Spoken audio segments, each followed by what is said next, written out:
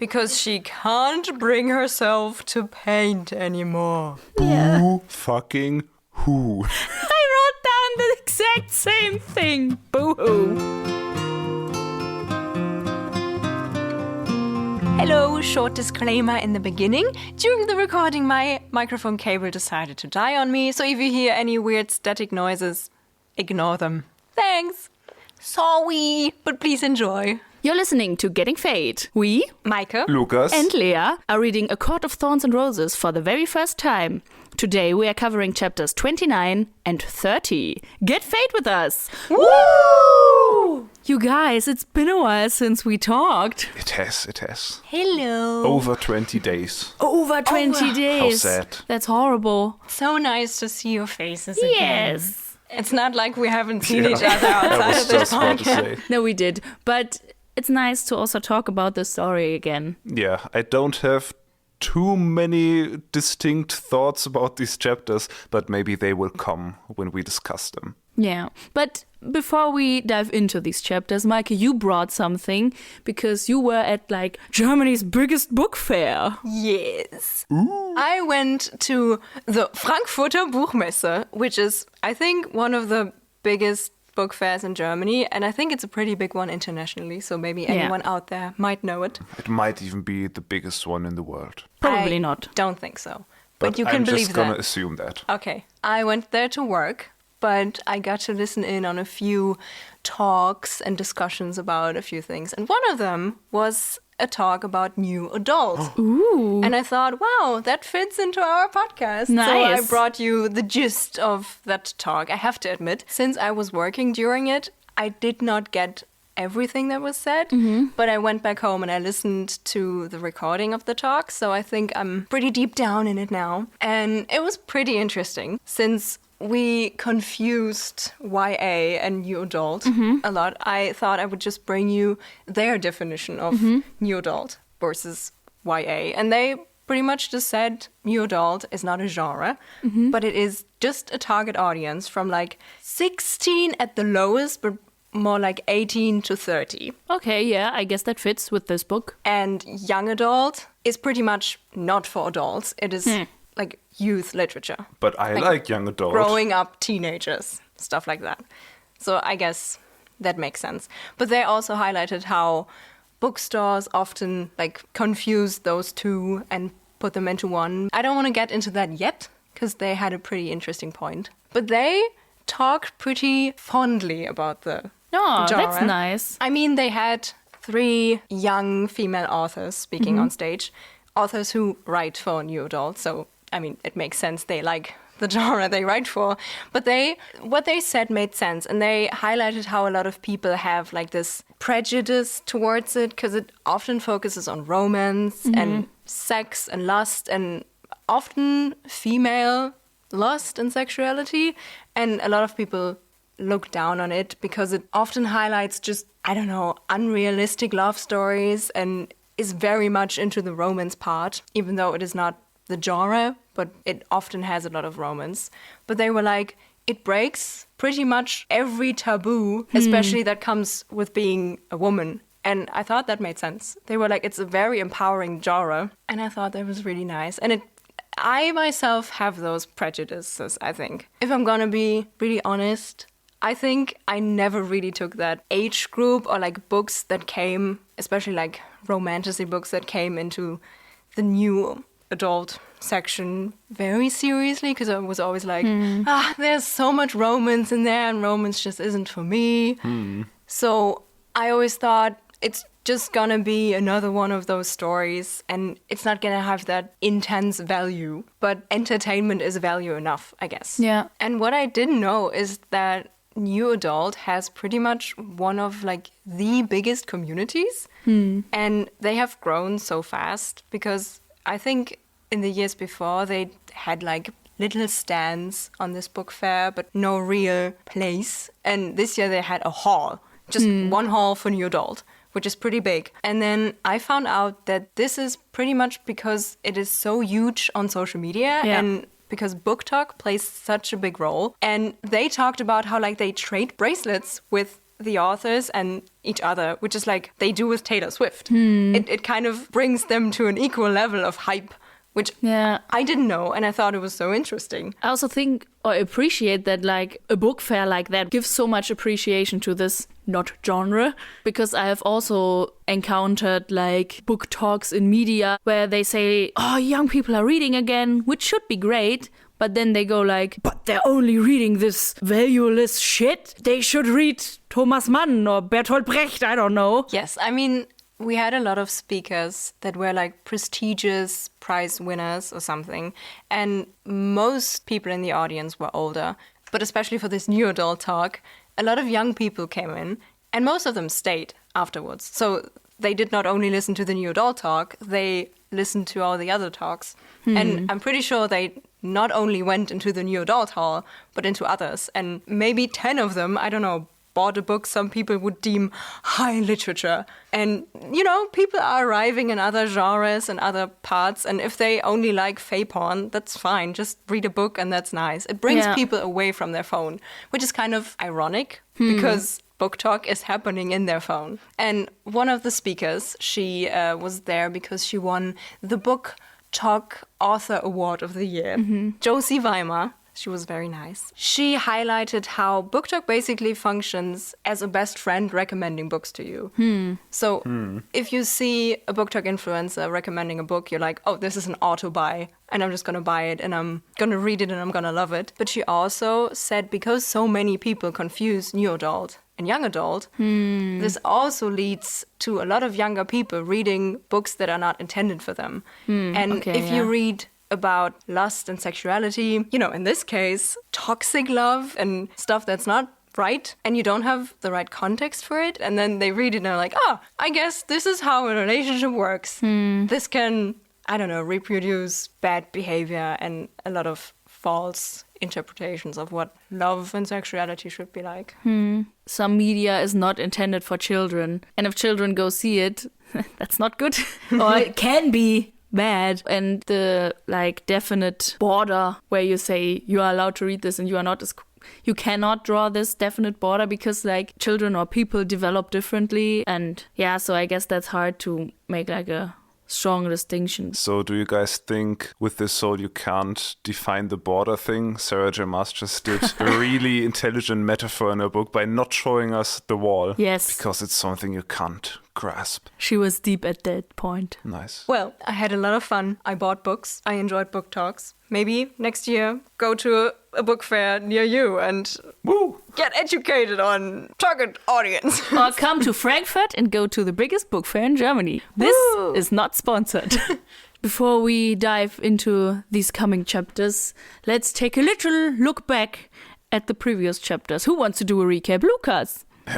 So yeah, I just wanted to start by saying that I listened back to episode 13 and I predicted after that one, I think my prediction was, it would be funny if they were just like, that was odd, wanna fuck? And that was maybe my best prediction yet.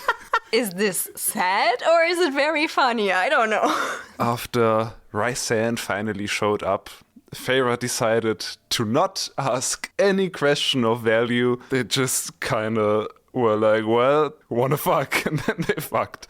Well, Tam then decided to send Feyre home. Which I predicted off microphone. Yes. Sadness. And that's just essentially what happened in the last 2 chapters. They had nice, sexy time. And then she went home. And then, you know, we had this theory with Beauty and the Beast where he was like, I love you, Feyre. And she didn't say it back. And maybe this means something, but maybe it doesn't. Anyway, she went home and she met her sisters again and all. And they are now pretty rich and live in this huge mansion. Yippee! I guess that was it. Did something else happen? No, I think you summed it up pretty well. Yeah. But do you know what did not happen? We did not get to see the wall again. Again. Which made me very sad again. Well, that's where we jump in, basically. Woo! That was me jumping in.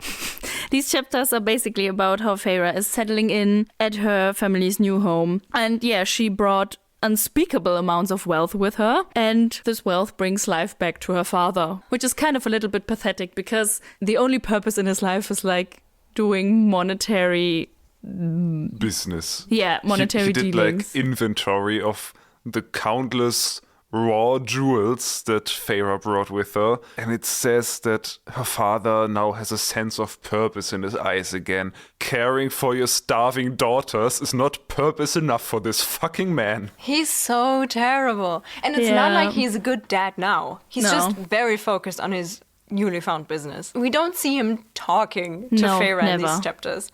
And maybe he does, but all he pretty much does is use this money in any way to make his daughters happy. But I feel like just talking to them and being with them and caring for them would be enough. You don't need to spend your money on stupid balls. But I think saying that Feyre is now pretty rich is a big understatement. It's true. It says that she has like raw jewels that would pay for, quote, 1,000 of these estates. Yeah, Tamlin... She's just Jeff Bezos now. Yeah, Tamlin was a little bit of an overachiever at this point. Where do you think did he get I the think he's jewels and just the stuff? rich. Yeah, is it his or did he summon it? I think he's just like, here, take some of my wealth. And he's just that insanely So wealthy. loaded. I just think his family has like generations of wealth behind it, and this is maybe just a small fraction of this. He was like, oh, I have these small boxes here, Feyre, take them. I don't need them. They were like in the attic in the corner. And Feyre's like, I am so rich right now. What the fuck? I mean, he is pretty old. And his family used to like trade in slaves and whatnot. And we know in our history, slave traders made a lot and make them immortal. Yeah. So it makes sense. He's incredibly wealthy. Well, now Feyre is too. And I guess if she wanted to, she could just end poverty in this whole village, if not the whole mortal realm on this tiny island. I mean, we will get to that in a little bit. Yeah. But Feyre spends a lot of time with Elaine, who has become sort of a new woman herself, which I found interesting. And she's like a happy person now that brings light to like every person's life that she meets. And I thought that was very nice. And Feyre describes her as a woman I found myself proud to know, to call sister. Yeah, I just thought that was nice. Aww. Like, we knew her sisters to be shitty, and now she's like, hey, I get you, you're a great person. I appreciate you as a woman and a sister. Nice. I mean, we made a lot of fun of Elaine. Yeah. Maybe we did her dirty. No, I really like her in these chapters. And I just think her calm presence is really nice. Like, she's bringing Feyre down, and she's kind of bringing me down reading it. And I like how she's just happy to be able to grow stuff in a garden. I like how wealth doesn't really make her vain or something. She isn't starving now, and she has everything she needs so she can focus on her little garden and her flowers. Yeah. And she tends to them personally, and it makes her a nice person. Yeah. I don't know about you guys, but for some reason in my head, I picture her as like 12. Like, for me, she's just this joyous little girl that brings light to the grumpy adults who do adult stuff. But I think that Feyre is the youngest sister, so I guess Elaine is like at least 20. Yeah, but I think this is a very interesting and appealing character concept because, you know, this is an adult woman, but she is not, you know, she still has the whimsy of her youth. And yes, she might be a little bit naive, but there's also value in her good heart and her pure heart. But it's also not like pure heart, pure woman. But like, you know, she brings light to your life. One might even say she's unbothered as a piece of dandelion fluff. True. Nice. Before we focus on Elaine a bit more, one thing I thought was kind of funny is that we have a teeny tiny little bit of world building in there again. Because Feyre mentions that her dad got Elaine tulips from the continent. Yeah. And that just sounds like the Netherlands. Yeah, it did, like, also the way they said, like, from the continent and let's travel there, we can, like, have adventures of that sounds very much like British people in TV shows talking about going over there, having a great fun time in Europe. Yeah, Wait a minute. Are you suggesting that Prithian might be Britain in a way? I did not see it that way, Lukas. I'd never say that. No, it made me kind of hope for them to just backpack through Europe, the two of them. That would be a nice ending for Feyre. Yeah, Maybe wouldn't this it? will be the book now. Maybe. But yeah, we learned that Nesta and Elaine now being wealthy again, are part of the socialite season, where I thought, yay, Bridgerton is back on the menu, guys. You know, I was hoping for this kind of story, like at the court parts in Prythian, but it didn't come. So maybe now we get a little bit of that here. But do we really want that? This would just be setting up an insane fantasy plot just for our protagonist to go back to the mortal world and mingle on boards. That would be stupid. No, I don't want that. I want the stories to have a connection, yes, obviously. But I do think there's some spice in these kind of stories. And I mean, we will maybe get to that later, what we think might happen next and such. But I have a very clear picture of what I want to happen next time. I'm still kind of not sold, but it's a strong possibility that we might get like a mask ball in the mortal world. I need this. Yeah. But we learned that they did not have the best experience in their socialite season this time, because the other rich people act as if their family never fell from grace. And yeah, that kind of, as you said, makes Elaine miss their life in the hovel, because her father doesn't have time for her. Nesta acts up weirdly and makes her friends uncomfortable. That is a very important plot point, that Nesta is just acting weird. She did not finish her season, which means she did not go on every ball, I think. Yeah, that's what I thought. So rich people are shallow and suck. That's interesting. I never saw it that way. Maybe it was even Tamlin's magic seeping around the other people. It would fit like the glamour. If they are glamored, you know, if you interpret it as like the Mist in Percy Jackson, where like the Mist like makes up a story so they fit in there. So I didn't think of that, but I think that might be a possibility. I just thought they were like, oh, these people are rich now, so we have to be like in a good standing with them because, you know, we have to appear respectable and like, I feel like those are the juicy plots that happen with like these season stories where like, oh, you know, we have to appear as so dignified, but actually we all hate them and they are so beneath us and everything. And it's a whole juicy story. Yeah, for sure. If they remember their story, they're talking behind their backs. Like, oh, look who's turning up again. And maybe they're jealous because now they are so super wealthy. At the least, they'll probably be jealous now that Feyre brought like the wealth of Prythian with her. Yeah, for sure. But yeah, Nesta is like kind of brooding right now. And we learned that she actually tried to visit Feyre. I was her like, aunt. Dun, dun, dun! Yeah. What? That was a revelation. But she did not get there because apparently her carriage broke down not halfway there. How convenient. Did Tamlin have his fingies in play? We will see. At this point, what I kind of thought might have happened is, if you remember in like Goblet of Fire, when they set up this huge Quidditch World Cup stadium, it's like when muggles go there, they just suddenly remember they have something very important to do and they just leave again. So maybe that's the glamour magic. But we will see. Yeah, I thought Tamlin or someone in his employ made the carriage broke down. Yeah, something. I thought so Like, too. I thought it was an unnatural cause. Yeah. And then there's a break in the chapter. Some time has passed. And yeah, finally Feyre's father is done taking account of all the wealth. And Feyre is not quite sure what to do with it. She invests a part of it, but she does decide to do some charity work. And she like packs a lot of the wealth up in little bags and decides to bring them to their old village, to the poor people. Very nice of her. Yeah. But she also kind of does that because she's bored. Because she can't bring herself to paint anymore. Boo fucking who? I wrote down the exact same thing. Boo-hoo. Yay, I hope it stays that way so we never have to hear you talk about painting again. Yeah, no, instead of painting, she's like daydreaming and kind of fearing for Tamlin. And yeah, her thoughts are with him and what might happen. Has he already met Amarantha? And I mean, I can't forgive her that. She's in love and she's heartbroken. I mean, it's basically like a breakup. Yeah, that's the thing. Like, was their first time like breakup sex? Yes. Yeah. Yeah. The thing is, this whole, I'm worried about Tamlin is maybe setting up that she will like be with him again at some point and might go back. And it just kind of feels like this book is playing peekaboo with me. Is she maybe gonna go back to Prythian? Obviously she's gonna go back to Prythian at some point. I mean, I was very disappointed that she went back home. But now that she is here, these chapters are not very long. That's and true. She is establishing her position here right now again. She's like finding her place again. What is going on?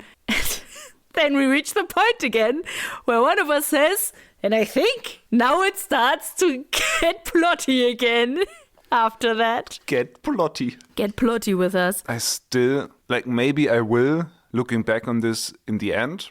But as of now, I just don't understand the pacing of this book and how the narration is built. Because after this chapter, we had 2 first acts, one in a home and then another first act in Prythian, and then a long, kind of uneventful second act in Prythian, and then an exciting setup for another second act where shit with Rysand and Amarantha happens. And now it kind of feels like we have a third act because she grew as a person and went back to her hometown.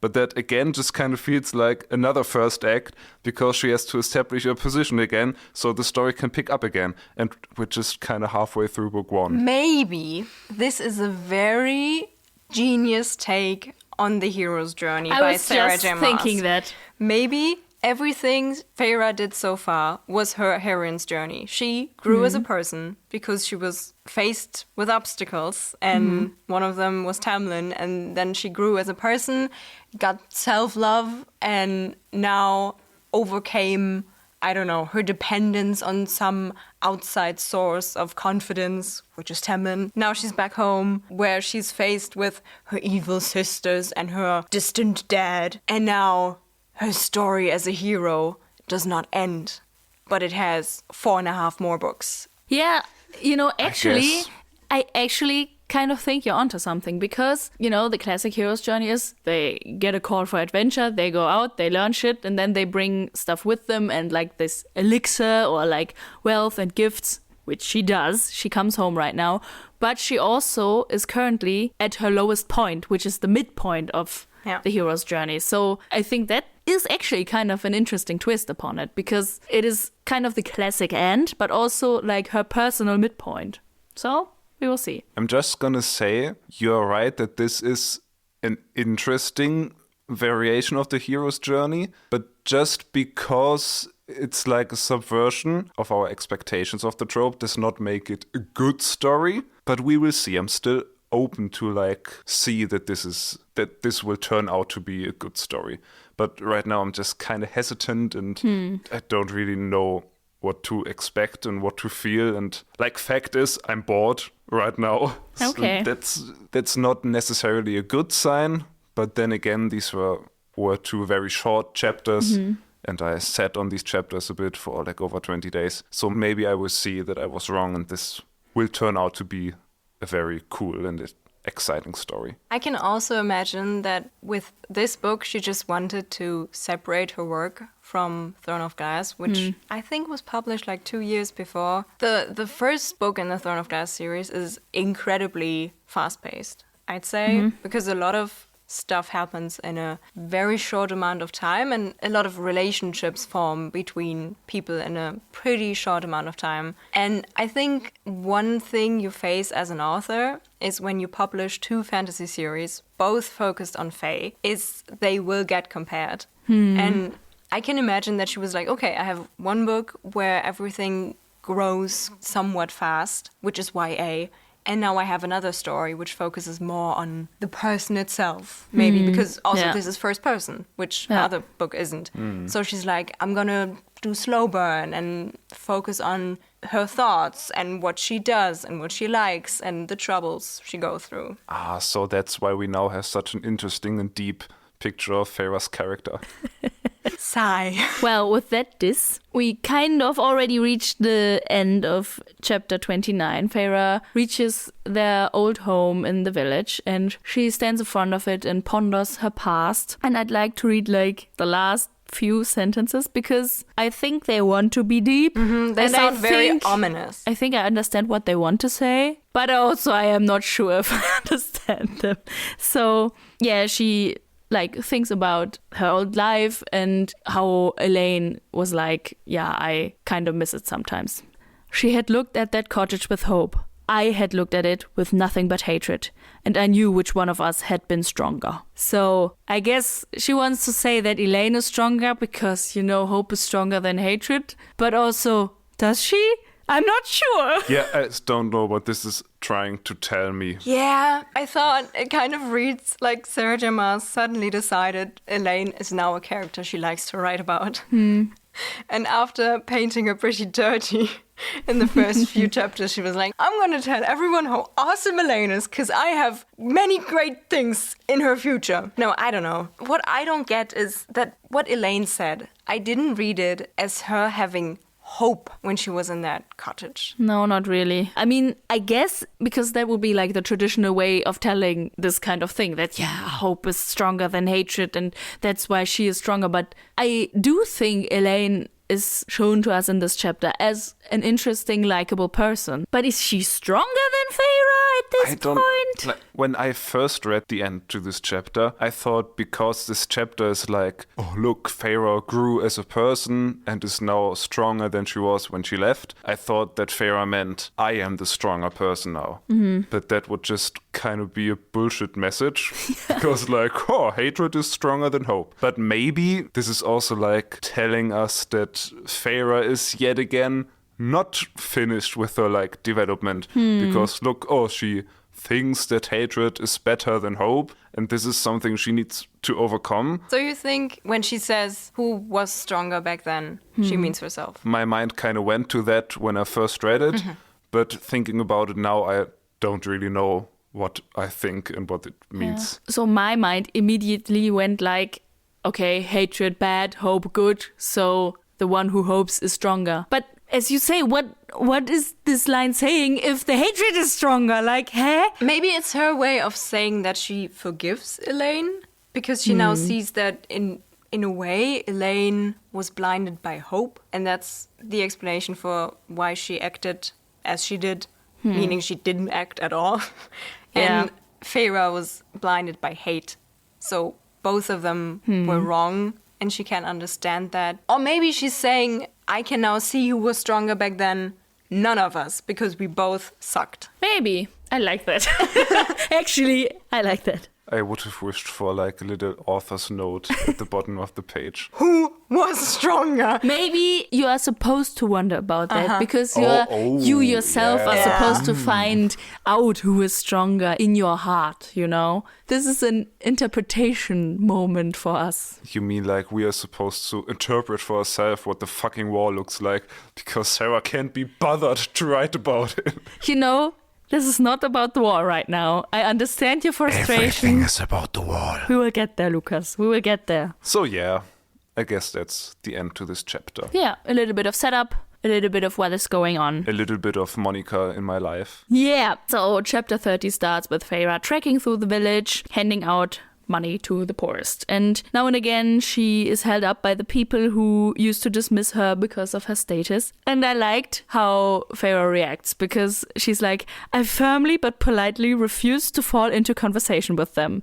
Incredibly based, girl.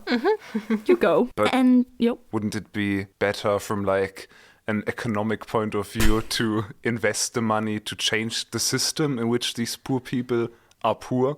She does not want to be part of the system anyways. She wants to live with the monarchs on the other side of the wall. Take me back to monarchy. But she is against poverty, so that's good. Good job. But yeah, we actually do encounter a few familiar faces. You okay? The way she describes Thomas Mandrel and, in quotation marks, his cronies. Yeah. It made him sound so silly, like he's a bully from a kid's book. Like he's from the West Side Story and they're all standing there snapping their fingers. Yes. When I read that, I was like, since when does he have cronies? He has a little gang. Yeah, I mean, he's painted as this evil guy now. When we first heard about him, he was like the woodcutter's son and his father hit his mom. Which, I guess it's bad because he didn't say anything against it, but he's not like a mafia boss. Well, now he is. This was so random. So I think what happened is that Nesta decided to not marry him And Sir Maas is telling us, well, good thing, because he sucks. Yeah. There's another thing. Because Thomas and his guys, they talk about how, like a few days ago, Oh, yeah. some house had burned down with its family trapped inside. And I just want to ask, Claire, are you okay? Oh, damn. That is a good insight. I just read that and I was like, well, I guess these are bad people who don't care for people, and that's the point of the sentence. For context, if your main focus of your life is not this podcast, Claire Better was like the fake name Feyre came up with when Rysand asked her name, who's like a friend of her sister's, and we thought, well, this poor girl, if Rysand actually wants to do something to her family. And I guess you're right, Meike. Well, if it is her, good thing that you caught it. I think if this comes up again, then it's a good bit of foreshadowing. I like it. It's subtle, sneaky. I did not register it. Good job. Yeah, we do meet Isaac again. Isaac! With his new wife. And there I was like, oh, I guess his wife is not Claire Bedon. Because otherwise she probably would have mentioned it. I was happy to see him. I was disappointed to see him. And I was happy to see him. I don't know. We've talked about him so much and we hyped him up so much. I honestly don't know why. Well, you guys hyped him up. But then we met him and I was so scared that he would not live up to my hype. But the way the two of them finished their chapter off was a really nice closure for them and for me. I can now move on from Isaac Hale. I will not be thinking about Isaac Hale anymore. I will. We're done. I like your growth. I did not have any growth. I agree, Meike. It's like a good send-off for the character because, let's be honest, we will not see him again. But I was just, because I was hyping myself up so much, I was just hoping that he would have more to do if we meet him. So I was like, yes, we meet Isaac. And then like 2 sentences later, Feyre was like, goodbye forever. And I was just sad. But that's my fault. It's such a meaningful encounter that they don't even exchange one word. No, there's no dialogue. Yeah, and you know what? I read that she was meeting Isaac and I was just like, fuck. Because, betting debts are honor debts. But, I read this chapter this morning and I did not have time to write a poem yet. I totally forgot about that. We had another bet. Yeah. Right. But I will bring a poem next episode. Yeah, that's okay. Woohoo. Well, it might not reach your guys' level of lyrical prowess, but I will do my best. If it's good, I will turn it into a song. Oh, now I have an incentive to really go for it. But he shows up and I was like, oh fuck. Well, I guess at least they have an encounter. And then they don't even talk. And I was like, for this now I have to write a poem? Come on. I'm gonna be honest, I think it was, even though they didn't exchange words, it was a really nice send-off. Well, she says he's so human, which, yeah, okay, I get it, Such a nice send-off. He's so human, this fucking I get it, you have bitch. a type, girl. You like to fuck Faye, that's okay. That's my rhyme now. But, I don't know, she doesn't regret that they had a shared time together, and she's not like, oh, but Tamlin is way better. She sees that he now has a life with his wife, and I think she kind of judged him for it before she went to Prithian, that he would marry someone else, even though she wasn't in love with him. And now she's fine with it, and she's fine with him being happy, and it seems like he can be happy, because I still think he was really in love with her. But now he's like, okay, I'm gonna move on from that girl who doesn't like me, and I'm gonna focus on my wife, as I should. Yeah. She says nothing. Great. Thanks for telling us. Let's move on. She says nothing. She describes her feeling toward Isaac, which are, I quote, nothing. There was nothing in my chest for him beyond a vague sense of gratitude, which, yeah, it is kind of a nice, okay, I'm done with this. But she also acknowledges that he grew up from a boy to a man, which is very important to know, you guys. Mm-hmm. Yeah, and that's her visit to the village. She has her goodbye tour, kind of, or I'm back tour, I have grown out of you tour. And the next part of the chapter says that the preparations for the ball are in full bloom, and there's still 2 days left till the ball. But Feyre is not very excited. And first I was like, oh, of course she's not excited. She's not like other girls. She doesn't like to go to a ball. But then she describes the ball as an evening of enduring the people who had shunned us and let us starve. And I was like, she does have a point. Mm-hmm. That's a valid objection. Yeah. I mean, even if not, like a whole evening of mingling with fancy people that I don't know sounds like hell to my introvert ears. Well, but she did like the parties in like Feyland, and she really wanted to go there. So it seems to me like she might be a little bit of a party girl. She liked one party in the Fae. But she did want to go to the drum party, Callan. Yeah, that's true. So I don't think she's an introvert. That's what I'm saying. Yeah, especially not with a bunch of drugs.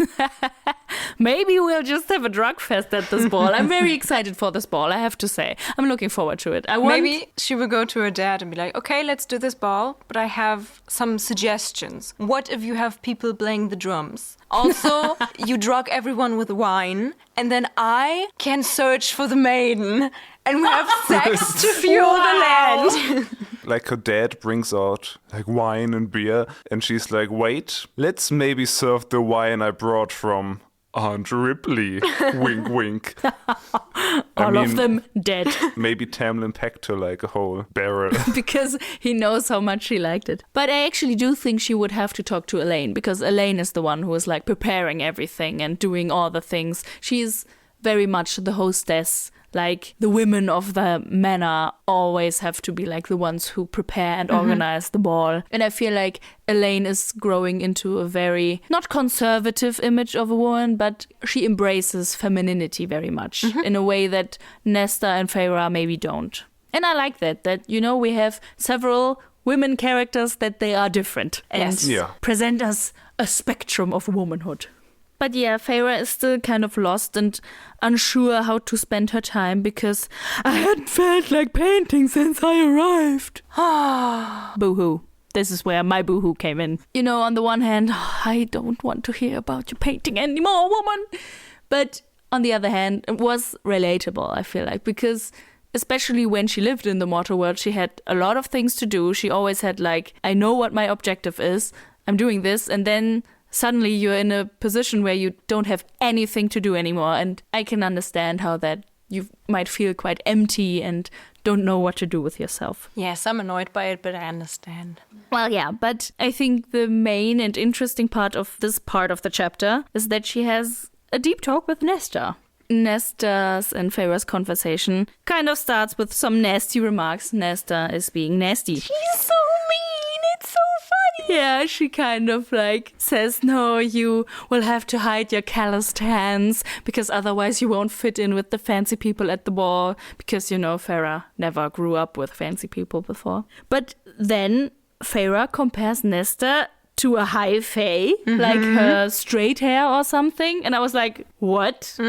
What is going on? Is this just like, I see Nesta as an equal because she is like the high fae? Or is there maybe more going on? Did you bring us a conspiracy, maybe? This seems like your kind of conspiracy, Lukas. Well, yes, I wanted to talk about this later, but well, spoiler, Tamlin's glamoring did not work on Nesta, as we find out in this conversation. Whoa. Yes. And I mean, it is like Feyre concludes that Nesta is just too stubborn for that, which is kind of fun. And that was a fun conclusion. I was like, okay. Awesome. But I have a different opinion. Because, guys, I want to shift the focus of our big, Feyre must have some sort of Fae blood conspiracy to Nesta. Because it would make sense that these are seeds planted to maybe let us know that Nesta might be the half Fae child of this family or whatever. Because, like, it would explain why the glamoring just didn't work on her. But then I think I have to debunk my theory now as I talk about it. Because if Nesta was half Fae or had Fae blood, I mean, Tamlin met her and he has a pretty sniffy sniff nose. So I think he would have smelled that, but maybe he was just too distracted by how hot Feyre is, and so maybe he didn't smell it. Yeah, I also wasn't like prepared to be like, Nesta is half Fae. This is the new prediction now, because as you said, there are a lot of things that don't add up quite. Actually, I would love if she's just too stubborn for Fae. If she's just like, you guys can't do anything to me. I hate you guys. Fuck off. Maybe it's her bracelet. That one worked.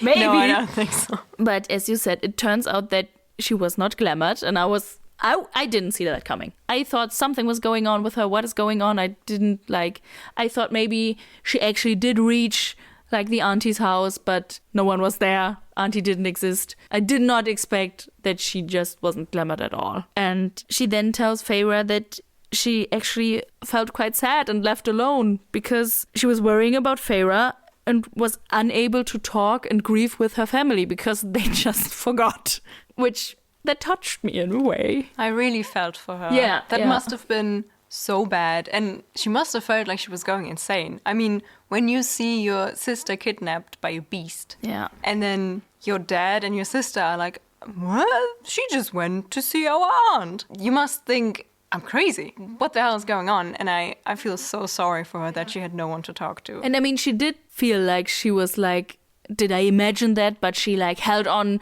to the table where there were Tamlin's claw marks. A piece of the table. Yeah. She does not walk around with this whole kitchen table from the She cottage. pulls out the table. Look, Feyre, I know where you've been. I had this in my inventory the whole time.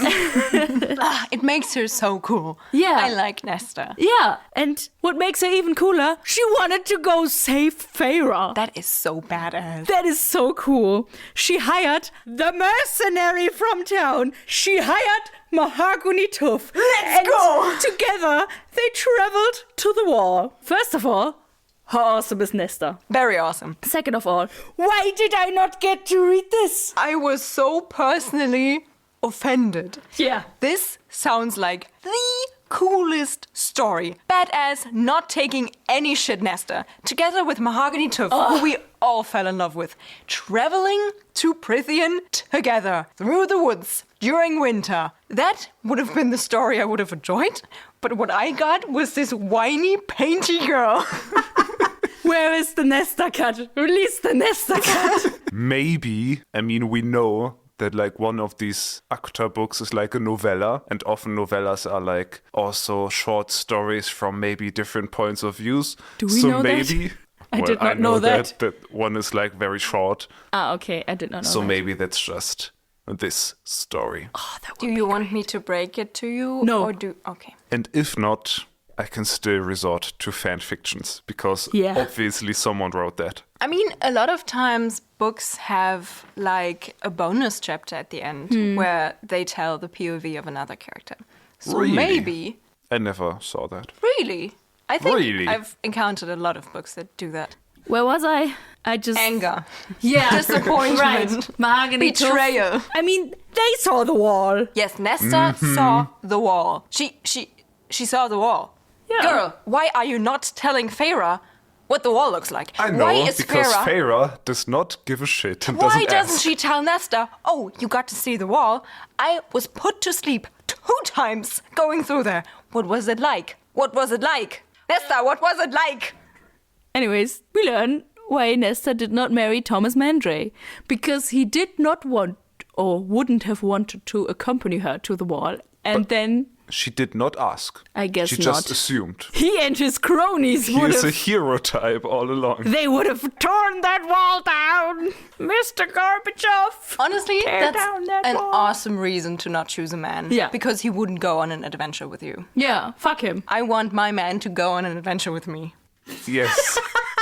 Just tell me when and tell me where to. I'm in. Would you go to the wall to save Yes, Meike's because sister? then I would see the fucking wall. That's reason enough. Okay. I approve, Meike. Thank you. Well, I also thought, good for her. She dumped that asshole. He shall be gone. But Feyre then develops a kind of understanding for Nesta and like how she has behaved. And I really liked that paragraph and I would like to read it to you. Because I liked it. It's getting late. We need food. It's getting late and we are getting Fae'd. What was it? Ah, yeah. I looked at my sister. Really looked at her. At this woman who couldn't stomach the sycophants who now surrounded her, who had never spent a day in the forest but had gone into wolf territory, who had shrouded the loss of her mother, then our downfall in icy rage and bitterness, because the anger had been a lifeline. She had cared. Beneath it, she had cared and perhaps loved more fiercely than I could comprehend, more deeply and loyally. Thomas never deserved you anyway, I said softly.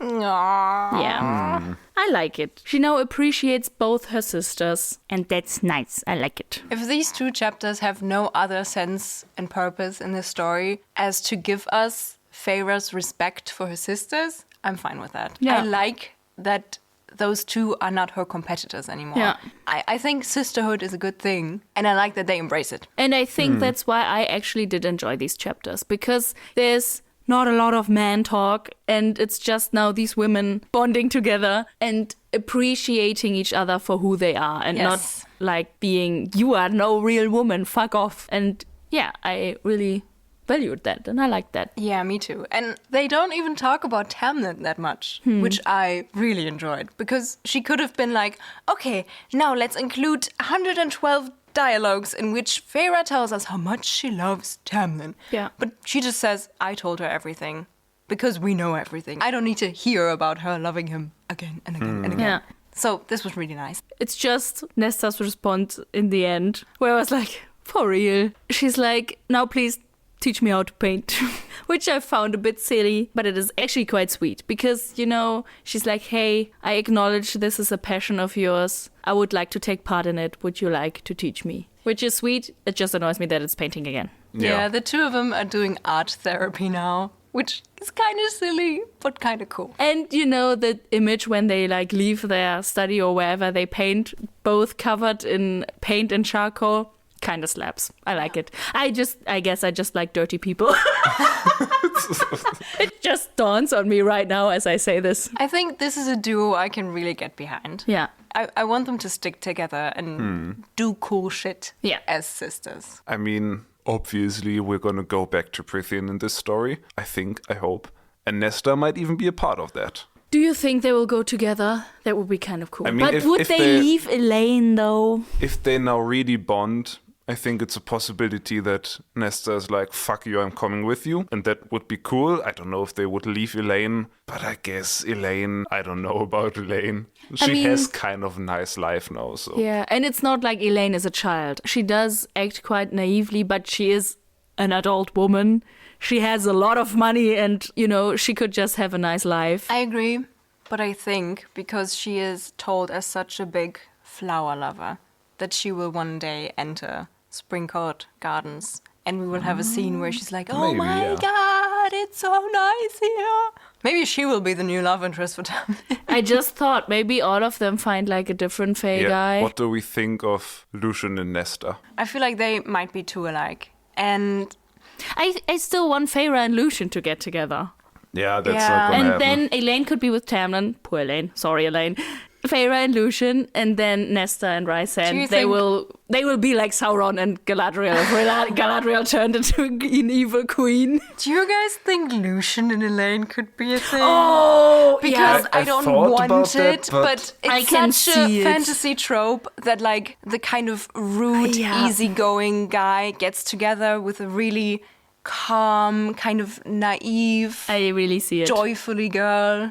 I just had to think about 2 characters that are kind of similar to these 2. Well, I guess spoiler for Throne of Glass. The kind of naive, nice, shy girl, even though she's not as extreme as Elaine, is called Elide. And the guy she gets together, who's a really dark, broody, sassy dude, even though he's much more extreme than Lucian, is called Lorcan.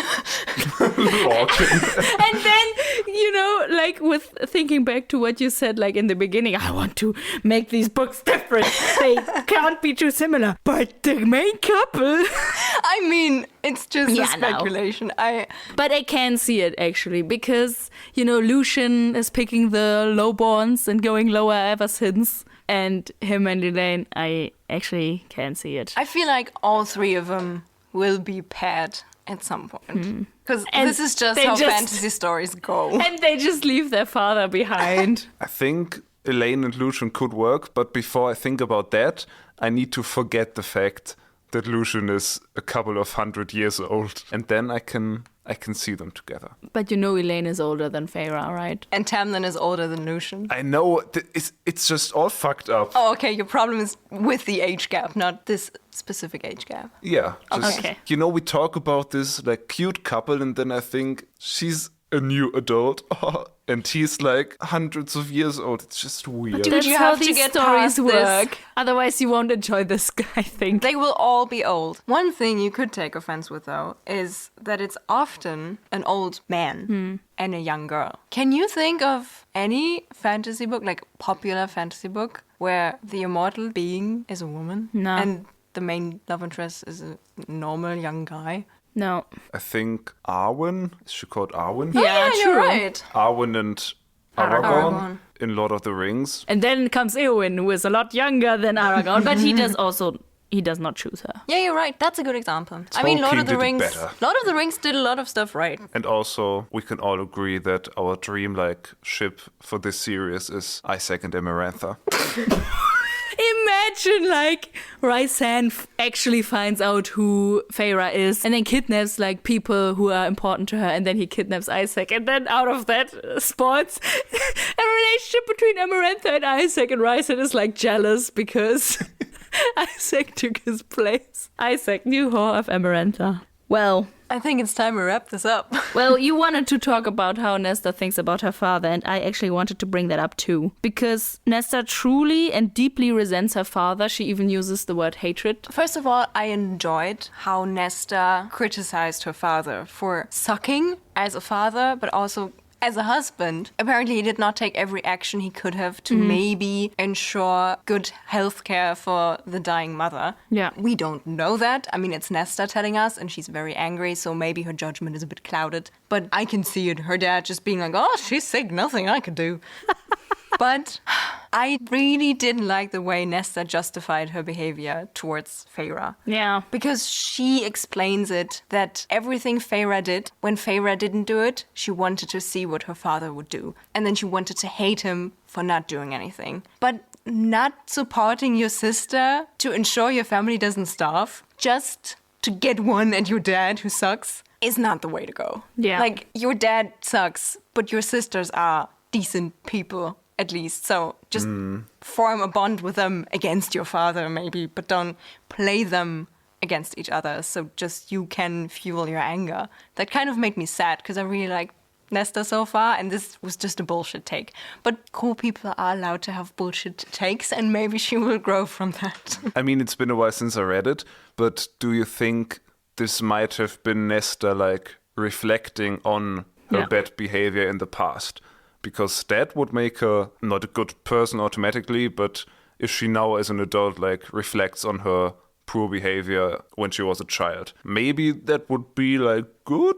I agree with you. I read it the same way, that she has already kind of grown out from it, or now that she's in a different position, she can be like, okay, this is why I did it. Trauma reaction, I guess. And now she can reflect upon it and be like, okay, this was shitty. I guess she's on her way to reflection. Like, she doesn't apologize to Feyre, which would have been That's a step. true. But I think saying it out loud already helps to understand that something you did was stupid. I think I'm just going to read the part so everyone's on the same page, because Feyre accuses her of spending every copper she could get, and then Nesta answers, I knew you could always get more, and if you couldn't, then I wanted to see if he would ever try to do it himself instead of carving those bits of wood. If he would actually go out and fight for us. I couldn't take care of us, not the way you did. I hated you for that, but I hated him more. I still do. Well, strong words. And it's also like, I knew you could get more. It's like, great. Thanks. So we're Yeah. staying at this like barely surviving state. We could have more money, but you're spending everything. Like, it makes me kind of angry at Nesta, but it makes sense to not make your character perfect just with a snap. Yeah. I mean, Nesta was Extremely a funny shitty. but a shitty bitch in the first few chapters Yeah. and in the life that lay before that. So to just now make her magically very cool would have just felt bland and unrealistic. So Yeah. That's true. this makes sense from a like character writing perspective. But yeah, like overall, as I said, I wasn't like pleased that she went back home, but I actually did like these chapters. How the relationship between the sisters formed anew, and I'm actually really looking forward to the ball. I want to have these kind of high society vibes, gossip and juice, and I'm still convinced someone might show up. Yeah. I want it to be Lucian. We will see. I don't want to go as far as to say that I enjoyed these chapters, because I was I think, just disappointed by the whole going back thing. But I appreciate that these chapters kind of made peace with a lot of issues. Because Feyre kind of said goodbye to Isaac. Check. Feyre is now on good terms with her sisters. Check. Feyre kind of ensured the well-being of her village, if you want to go that far. Because she left money, and she still has a lot of money, so she could even leave more. Check. And now she could go back to Prythian by her own free will. So we kind of have this whole being separated from her family, especially if she would take Nesta and Elaine with her out of the way. And we would have this whole kidnapping thing out of the way, which is a big issue in this relationship. So for me, these kind of function as a palate cleanser in a way that it gets rid of the problematic stuff in a way. So this could be good for the progression of the series. Yeah. Well, we are all looking forward to how this book continues, and I am once again at a point where I think that now something's gotta happen. The story's gotta pick up. I mean, I'm still hyped. Don't get me wrong, I'm still hyped. And if you listeners at home are hyped, then you can follow this podcast. Thanks. And you might also like to leave a rating, maybe even 5 stars if you feel that is appropriate. We would be very happy about that. You can also give us some feedback or some thoughts and prayers.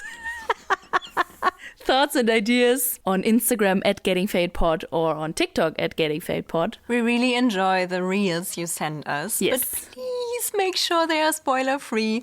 I can only speak for myself. I'm always so scared to open a reel that gets sent to us. Yeah. Because I always expect it to be spoiler-free. It wasn't so far. Or we just didn't get the spoilers. Guys. Only send us reels that were made before the book was published. Thanks. Was published. I know Halloween is already over, but maybe you dressed up as Lucian or Tamlin, so you can send us pictures of your great costume. And also, if you are about to go to a high society ball to mingle, maybe a fun topic to talk about could be this great ACOTAR podcast you're listening to, and then you can recommend us, because word of mouth really helps. And if you would like to hear what we think about this upcoming ball, then remember to tune in the next time when we are getting